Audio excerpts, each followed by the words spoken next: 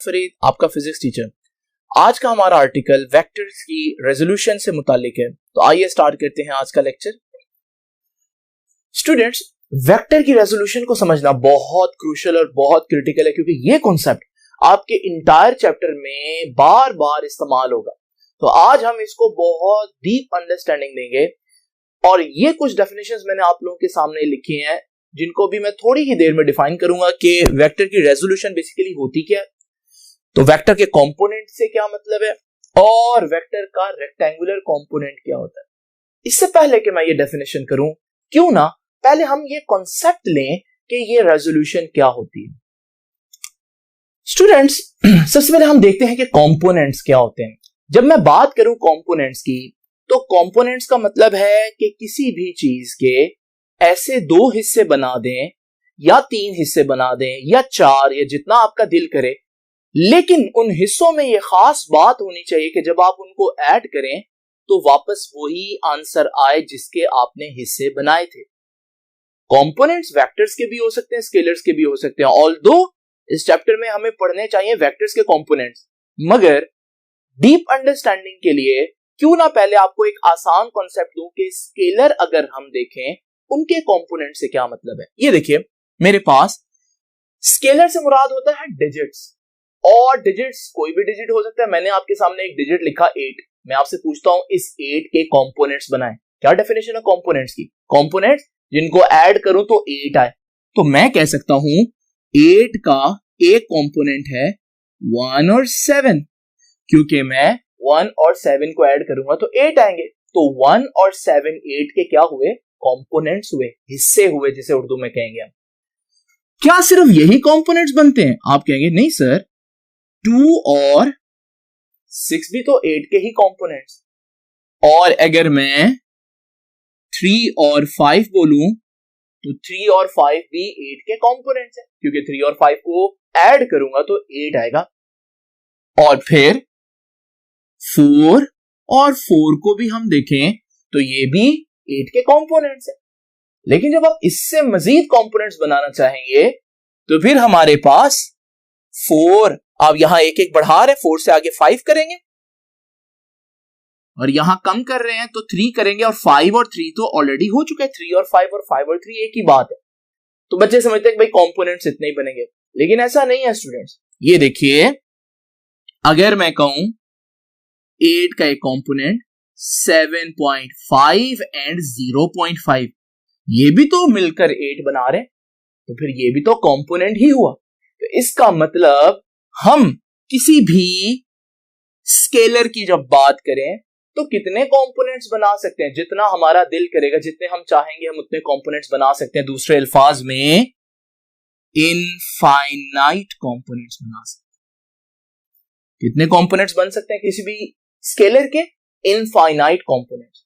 दूसरी इंपॉर्टेंट बात, अगर आप देखें इसको ऑपोजिट में, 1 और 7 को मैं क्या कर रहा हूं तो 8 आ रहा है, ऐड कर रहा हूं, इसका मतलब एडिशन है ये। लेकिन यहां आज मैं 8 को 1 और 7 में डिवाइड कर रहा हूं, यानी कि आज मैं एडिशन के ऑपोजिट जा रहा हूं। ये कौन सा प्रोसेस है? एडिशन के ऑपोजिट जब भी मैं पूछता हूं कौन सा प्रोसेस है, ज्यादातर बच्चे कहते हैं subtraction, which is entirely wrong. तो बच्चों को ऐसा लगता है जैसे एडिशन का ऑपोजिट सब्ट्रैक्शन होता है। हरगिज नहीं बच्चों, एडिशन का ऑपोजिट ये प्रोसेस है, इसे हम बोलते हैं रेजोल्यूशन। तो यहां से हमें पता चला कि रेजोल्यूशन क्या हुई, फिर किसी भी चीज को उसके कंपोनेंट्स में डिवाइड कर देना, तकसीम कर देना, क्या कहलाता है? उस वेक्टर की रेजोल्यूशन कहलाती है, और वो ये इसके कंपोनेंट्स हैं। तो यहां से आपको थोड़ा सा आइडिया हुआ, लेकिन ये बात मैं फिर भी लिख देता हूं कि resolution is opposite process of addition। Addition का ऑपोजिट प्रोसेस अगर आपसे एमसीक्यू में पूछा जाए तो आप बताएंगे कि एडिशन का ऑपोजिट रेजोल्यूशन होता है। ये तो थी बात स्केलर की, ये चीज अंडरस्टैंडिंग के लिए जरूरी थी, लेकिन ये हमारा आज का आर्टिकल नहीं है। हमारा आर्टिकल है कि वेक्टर्स की रेजोल्यूशन कैसे करनी है। तो आइए हम जरा देखते हैं कि वेक्टर की रेजोल्यूशन से क्या मतलब है। मैंने आप लोगों को बताया कि जब हम बात करते हैं कंपोनेंट्स की तो कंपोनेंट्स वो चीजें होती हैं जिनको मैं ऐड करूं तो वापस ओरिजिनल चीज आए। तो अगर मैं इसी डेफिनेशन को वेक्टर्स पर अप्लाई करूं तो इस वेक्टर के कंपोनेंट क्या होंगे, वो वेक्टर्स होंगे जिनको मैं ऐड करूं तो वापस यही ए वेक्टर बने। तो ये देखिए, अगर मेरे पास ये एक वेक्टर है सी या बी कह देता हूं, और ये एक वेक्टर है सी, तो आपको मालूम है अगर मैं बी और सी को हेड टू टेल जोड़ूं तो वापस ए आएगा। इसका मतलब बी और सी ए के क्या हुए, कंपोनेंट, क्योंकि बी और सी ऐड होकर वापस ए दे रहे हैं।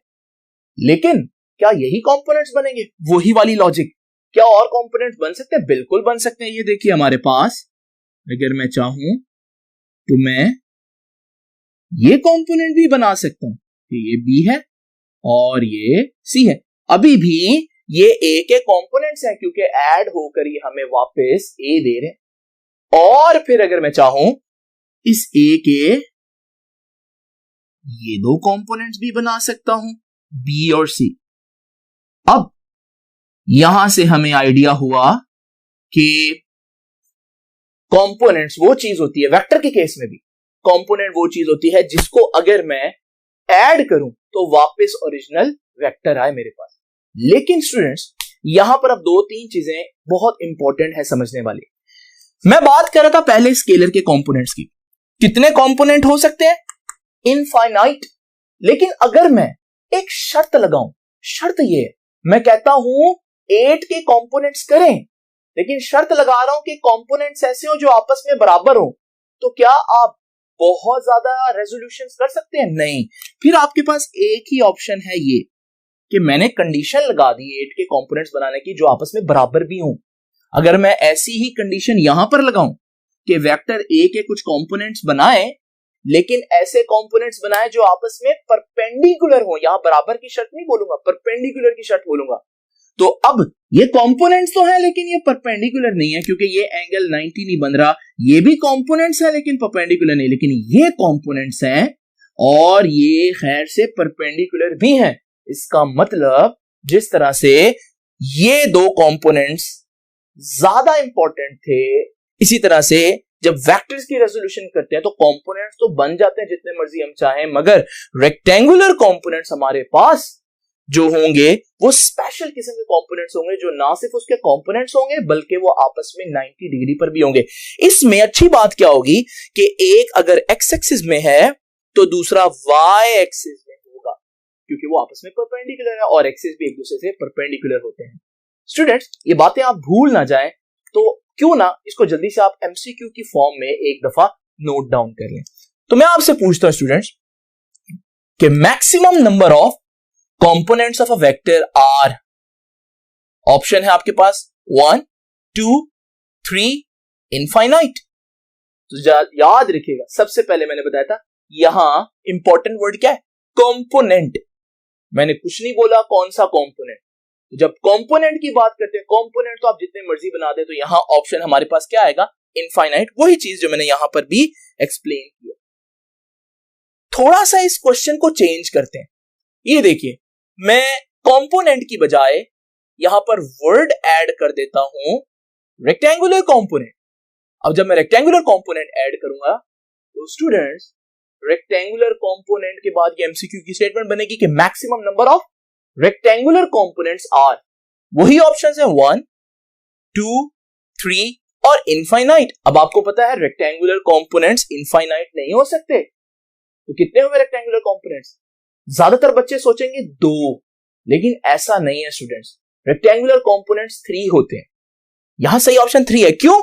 यहां पर जो मैंने बनाया ये एक्स एक्सिस और वाई एक्सिस है, लेकिन आपको मालूम है तीसरा जेड एक्सिस है, तो एक रेक्टेंगुलर कंपोनेंट जो इन पर भी परपेंडिकुलर हो वो जेड एक्सिस में भी हो सकता है। तो फिर यहां पर इसके क्यों 2 कंपोनेंट्स बन रहे हैं? क्योंकि ये है हमारे पास एक ऐसा वेक्टर जिसे हम बोलते हैं प्लेन वेक्टर। मैंने फर्स्ट लेक्चर में बताया था जिसके सिर्फ 2 एक्सिस हो। अगर ये एमसीक्यू जो है मैं इसमें वेक्टर की बजाय प्लेन वेक्टर कर दूं तो ये बन जाएगा maximum number of rectangular components of a plane vector. इस सूरत में फिर से वही ऑप्शन अगर हमारे पास हो तो यहां पर फिर हमारे पास ऑप्शन जो है वो 2 रेक्टेंगुलर कंपोनेंट्स वाला सही होगा, क्योंकि जब हम प्लेन वेक्टर की बात करते हैं तो उसमें सिर्फ और सिर्फ 2 रेक्टेंगुलर कंपोनेंट। एक और बात मैं आपको जुबानी बता देता हूं, और वो ये है कि अक्सर पूछा जाता है कि हमारे पास क्या कंपोनेंट अपने वेक्टर से बड़ा हो सकता है? तो बिल्कुल, कंपोनेंट अपने वेक्टर से बड़ा हो सकता है। लेकिन जब यह पूछा जाए क्या रेक्टेंगुलर कंपोनेंट अपने वेक्टर से बड़ा हो सकता है, तो नहीं, रेक्टेंगुलर कंपोनेंट अपने वेक्टर से हमेशा छोटा होगा, क्योंकि ये राइट एंगल ट्राइंगल बन रही है और वेक्टर खुद ट्राइंगल का हाइपोटेनस है, और हाइपोटेनस हमेशा ग्रेटेस्ट साइड होती है, तो ये उससे कभी भी बड़ा नहीं हो सकता।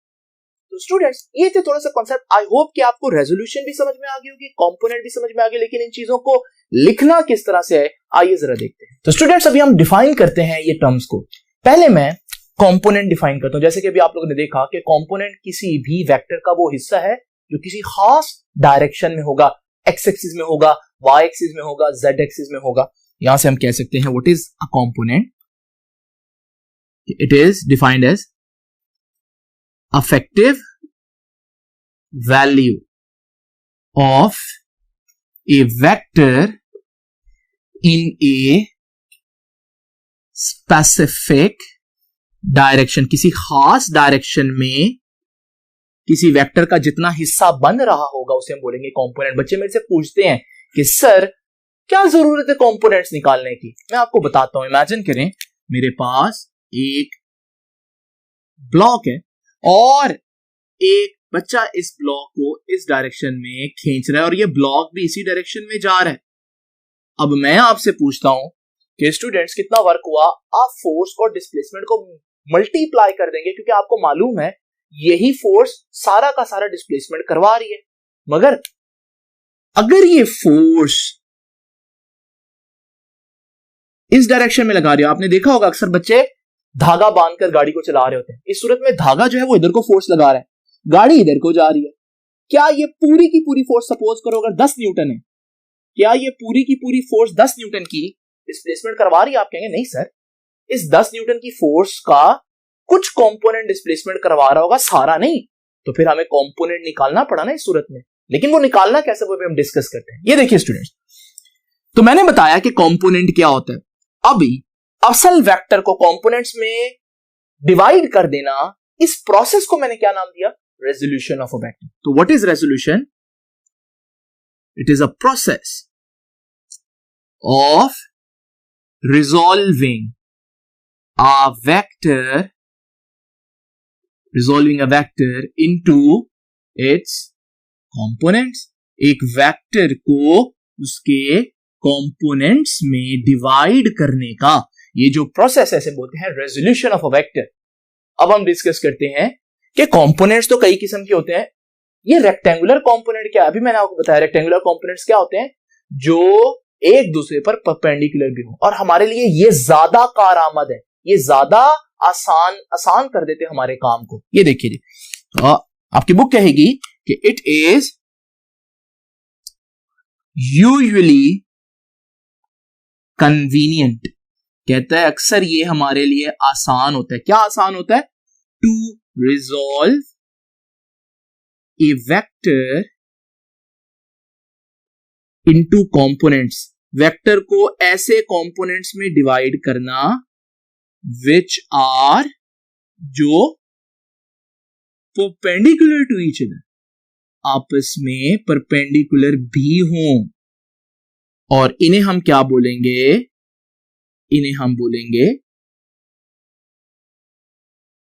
दे आर कॉल्ड रेक्टेंगुलर कंपोनेंट्स।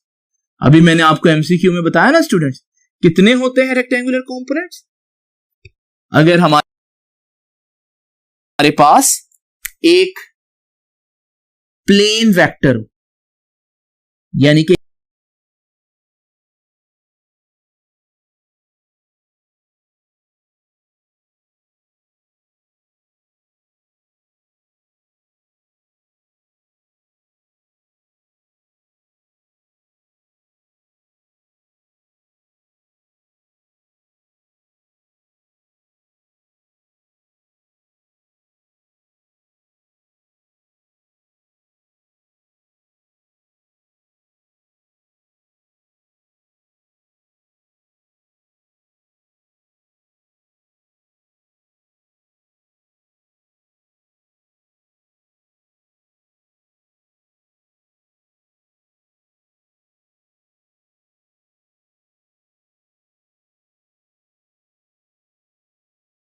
कि एक ऐसा वेक्टर हो जिसके दो एक्सिस हो, तो फिर हमारे पास उसके रेक्टेंगुलर कंपोनेंट्स भी दो ही होंगे, एक्स कंपोनेंट और वाई कंपोनेंट। लेकिन अगर हमारे पास एक ऐसा वेक्टर हो जो स्पेस वेक्टर हो, स्टूडेंट जिन्होंने मेरा पहला लेक्चर लिया उन्हें पता है space vector 3D vector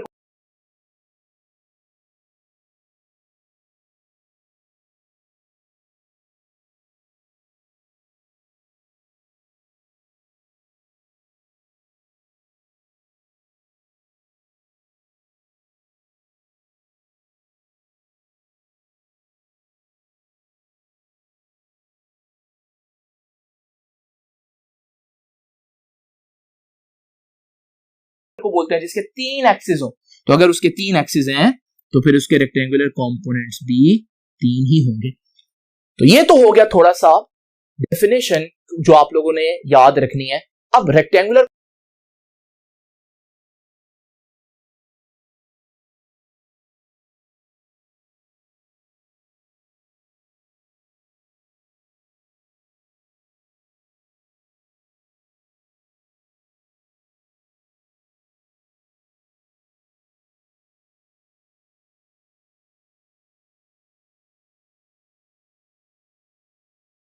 components जैसे कि ये रेक्टेंगुलर कंपोनेंट्स अगर आपने निकालने हैं तो कैलकुलेशन कैसे करनी है, तो आइए जरा देखते हैं रेक्टेंगुलर कंपोनेंट्स की मैथमेटिकल डेरिवेशन।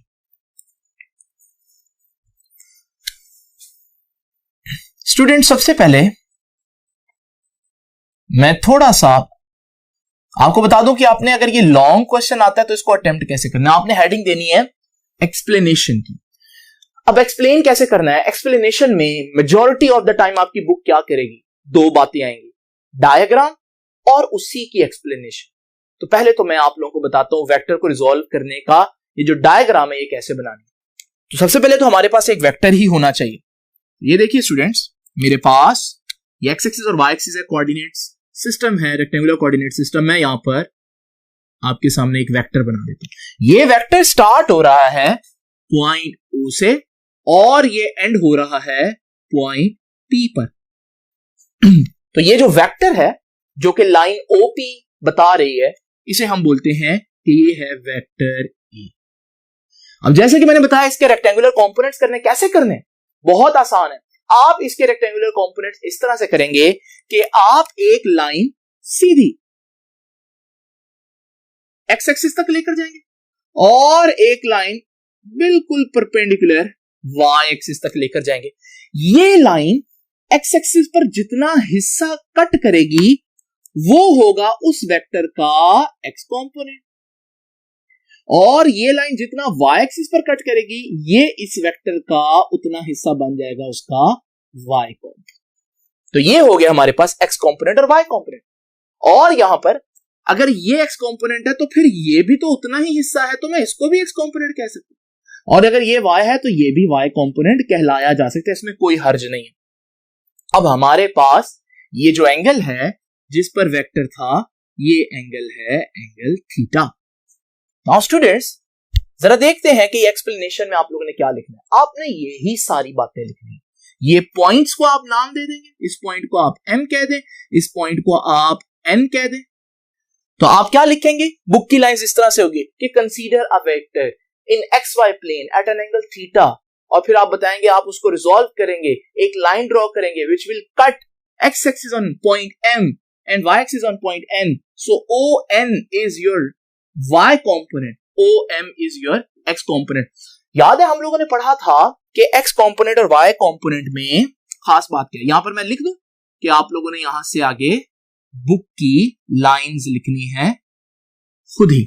लो भाई अब जरा देखें कंपोनेंट में खास बात क्या होती है, अगर आप उनको ऐड करें तो वापस ओरिजिनल वेक्टर बनता है, यही बताया था मैंने। तो जरा देखें, मैं कह सकता हूं कि अगर x कंपोनेंट को ऐड करूं और y कंपोनेंट को ऐड करूं तो मेरे पास क्या बनेगा, ओरिजिनल वेक्टर बनेगा। नाउ स्टूडेंट्स यहां पर एक इश्यू है, और वो इश्यू क्या है कि आप देख सकते हैं x और y तो स्केलर्स है, क्योंकि मैग्नीट्यूड है, स्केलर्स ऐड होकर वेक्टर थोड़ी ना आ सकते हैं। इसका मतलब मुझे या तो इनके ऊपर वेक्टर का निशान डालना पड़ेगा, और अगर मैं ये नहीं करना चाहता तो फिर मुझे इनके साथ इनके यूनिट वेक्टर लगाने पड़ेंगे। आपको याद है x एक्सिस में यूनिट वेक्टर i हैट होता है और y एक्सिस में usually unit vector j hat होता है। तो फिर मैं यहां पर i हैट और j हैट लिख देता हूं।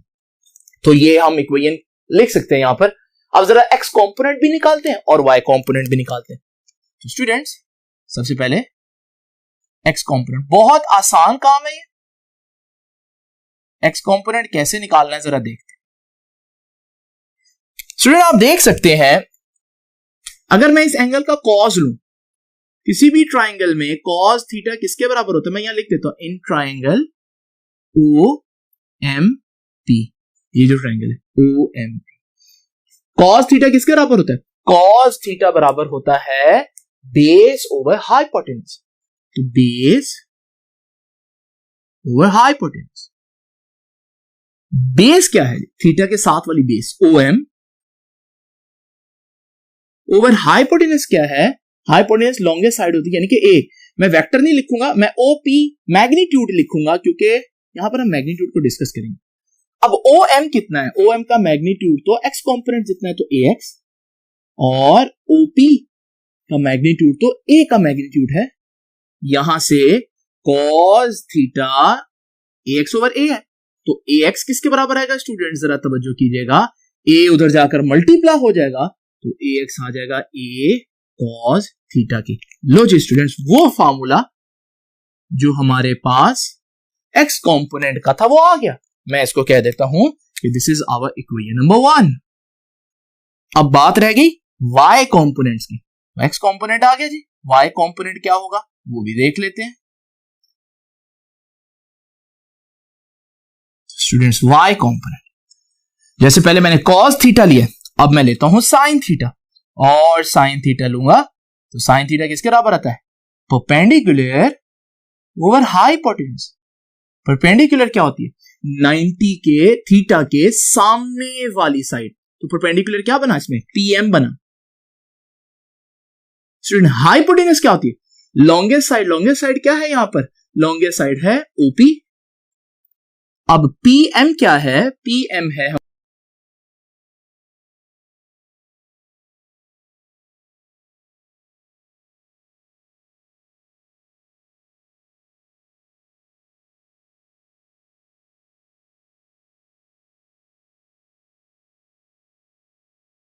हमारे पास y कंपोनेंट, ये देखिए AY, और OP है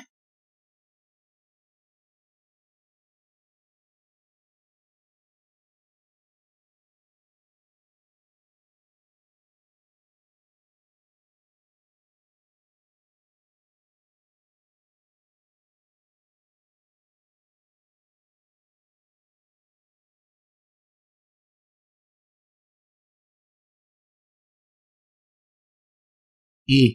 यहां से sin थीटा इसके बराबर है तो AY किसके बराबर आएगा स्टूडेंट्स, AY बराबर आएगा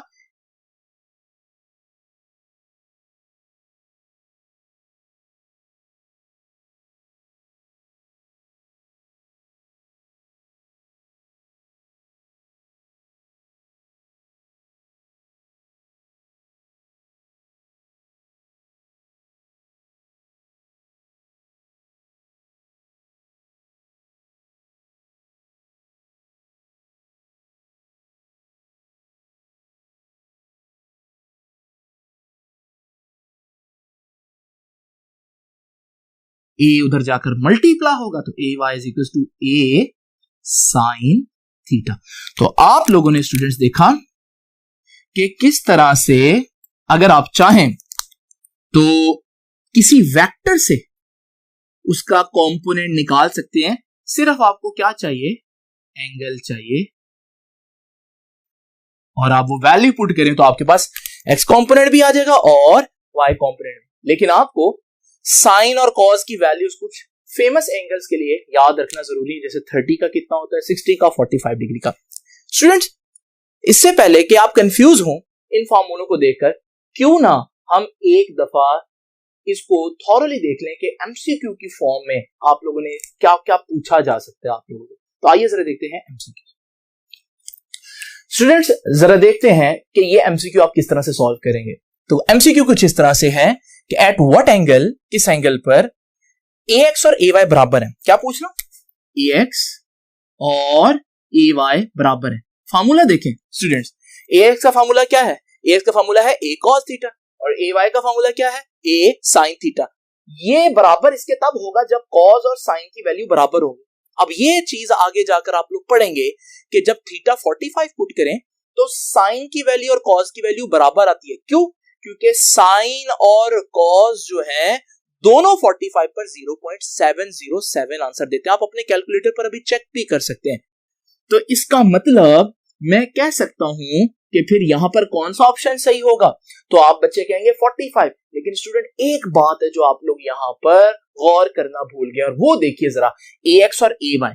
आप देख रहे हैं वेक्टर के निशान ax और ay के ऊपर, ये वेक्टर के निशान बता रहे हैं कि मैं वेक्टर्स की बात कर रहा हूं। वेक्टर्स कब बराबर होते हैं स्टूडेंट्स? दो बातें, जब मैग्नीट्यूड भी बराबर हो और जब डायरेक्शन भी बराबर हो। तो स्टूडेंट अगर हम देखें x कंपोनेंट तो x एक्सिस में होता है, y कंपोनेंट तो y एक्सिस में होता है। क्या ये बराबर हो सकते हैं? मैग्नीट्यूड में हो सकते हैं, लेकिन डायरेक्शन में नहीं, क्योंकि एक x एक्सिस में एक y एक्सिस में।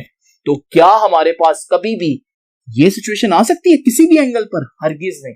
तो आप यहां पर एक और ऑप्शन ऐड करेंगे, और वो क्या है? इम्पॉसिबल। लेकिन अगर यही क्वेश्चन स्टूडेंट्स बजाय वो मैग्नीट्यूड वेक्टर्स की बात करें, वो मैग्नीट्यूड की बात करें, मैग्नीट्यूड के लिए मैं ये वाला साइन डाल देता हूं। ये साइन बता रहा है कि ये मैग्नीट्यूड। तो क्या कोई ऐसा एंगल है जिसपे हमारे पास x और y कंपोनेंट्स के मैग्नीट्यूड बराबर हो?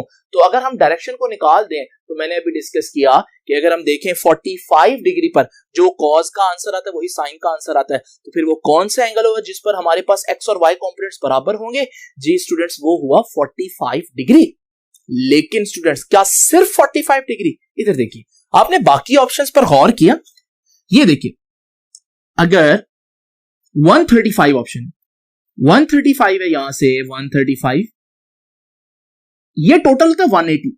अगर ये 135 है तो फिर हमारे पास ये कितना बचेगा? यहां पर ये बनेगा 45 डिग्री स्टूडेंट्स। तो 45 डिग्री बनेगा तो जितना हमारे पास y कंपोनेंट उतना ही हमारे पास x कंपोनेंट होगा।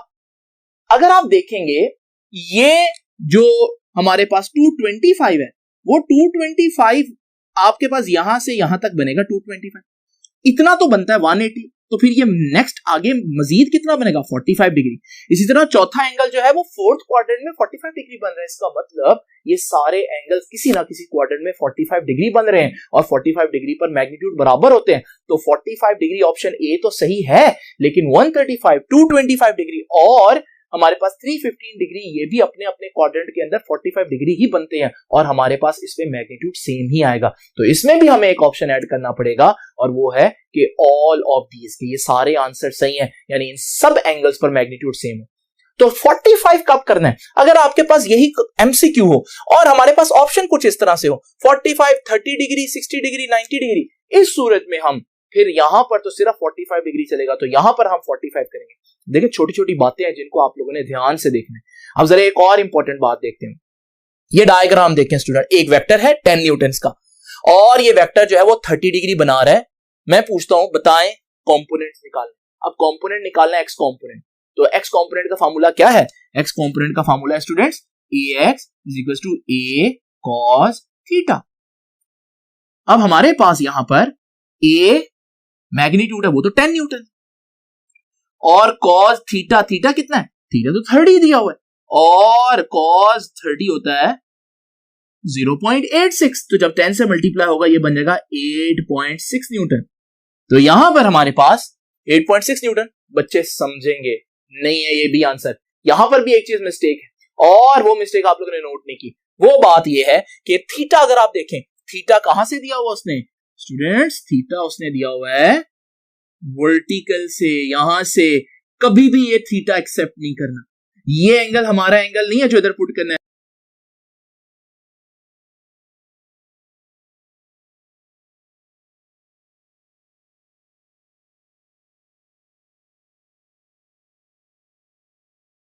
हमने हमेशा ये वाला एंगल पुट करना है।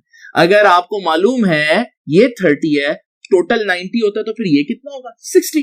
तो हम यहां पर बजाय थीटा में 30 पुट करने के क्या पुट करेंगे, हम पुट करेंगे 60 डिग्री। और cos 60 कितना होता है 0.5, तो इसका आंसर आ जाएगा 0.5 multiply by 10 5 Newton.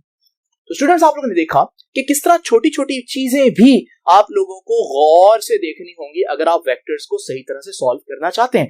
I hope कि आपको कंपोनेंट्स अच्छी तरह से समझ में आ गए होंगे। तो स्टूडेंट्स ये हम लोगों ने जो फार्मूले निकाले, इसमें आप ओरिजिनल वेक्टर से एक्स कंपोनेंट और ओरिजिनल वेक्टर से वाई कंपोनेंट निकाल सकते हैं। लेकिन बच्चे पूछते हैं सर अगर हमें कंपोनेंट्स दिए हो क्या हम वापस ओरिजिनल वेक्टर निकाल सकते हैं? बिल्कुल, और अभी मैं यही टेक्निक आपको सिखाने जा रहा हूं।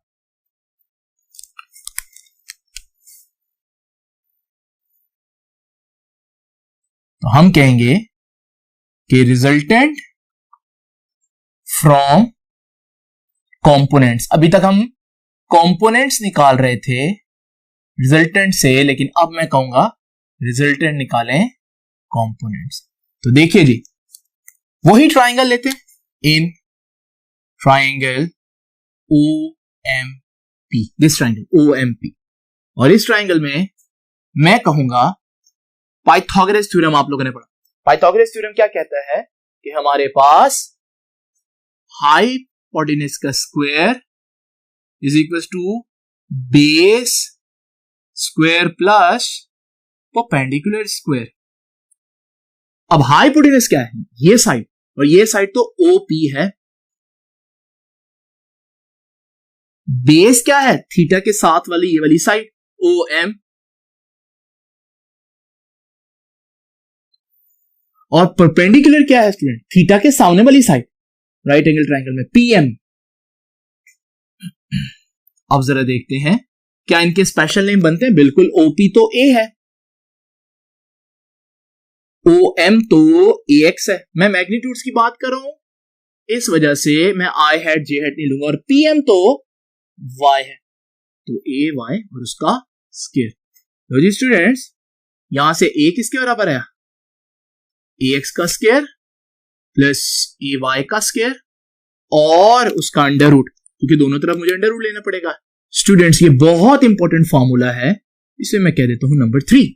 तो अगर आपके पास x और y कंपोनेंट्स हो, आप x और y कंपोनेंट्स पुट करें तो आपके पास ओरिजिनल वेक्टर का मैग्नीट्यूड आ जाएगा। अब लास्ट चीज आज की, और वो है angle theta of resultant. Resultant का अगर आपने एंगल निकालना है तो कैसे निकालना? स्टूडेंट ध्यान कीजिएगा, हम फिर से उसी ट्राइंगल में, इन ट्राइंगल OMP, मैं कह सकता हूं ट्राइंगल OMP में कि थीटा tan थीटा किसके बराबर होता है, tan थीटा बराबर होता है परपेंडिकुलर ओवर बेस। परपेंडिकुलर क्या बन रहा है जी, अब मैं डायरेक्ट कहता हूं AY, बेस क्या बन रही है स्टूडेंट्स AX, यहां से थीटा किसके बराबर आएगा tan इनवर्स, ये tan उधर जाकर इनवर्स हो गया, और वहां क्या है AY ओवर AX। तो ये हमारे पास अगर आपको थीटा निकालना हो तो फिर ये फॉर्मूला लगाएंगे, और अगर आपको वेक्टर A का मैग्नीट्यूड निकालना हो तो फिर हम ये फॉर्मूला लगाएंगे। आइए इन दोनों फॉर्मूले से रिलेटेड भी एक दो इंपॉर्टेंट बातें देखते हैं। पहली बात, अगर आपका x कंपोनेंट नेगेटिव है, y कंपोनेंट नेगेटिव है, आपके वेक्टर का मैग्नीट्यूड नेगेटिव नहीं हो सकता। क्यों? क्योंकि अब आप स्क्वायर लेंगे तो आपका आंसर तो पॉजिटिव हो जाएगा। तो ये वो आपसे शॉर्ट क्वेश्चन पूछेगा, क्या किसी वेक्टर का मैग्नीट्यूड नेगेटिव हो सकता है? आप कहेंगे नहीं, कभी भी नहीं हो सकता। हालांकि अगर उनके दोनों वेक्टर्स भी नेगेटिव हो फिर भी उनका मैग्नीट्यूड नेगेटिव नहीं हो सकता, कंपोनेंट्स नेगेटिव होने पर भी।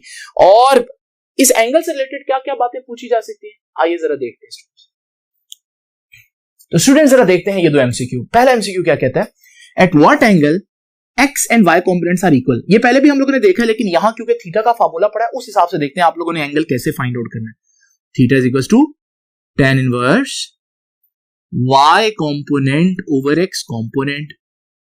नाउ स्टूडेंट्स y कंपोनेंट क्या है, y कंपोनेंट और x कंपोनेंट तो बराबर है, तो ये जब बराबर होंगे कैंसिल होंगे, हमारे पास रह जाएगा 1, और 1 का tan इनवर्स जब आप लेंगे तो आपके पास आंसर आएगा 45 डिग्री। ये आप कैलकुलेटर से देख सकते हैं।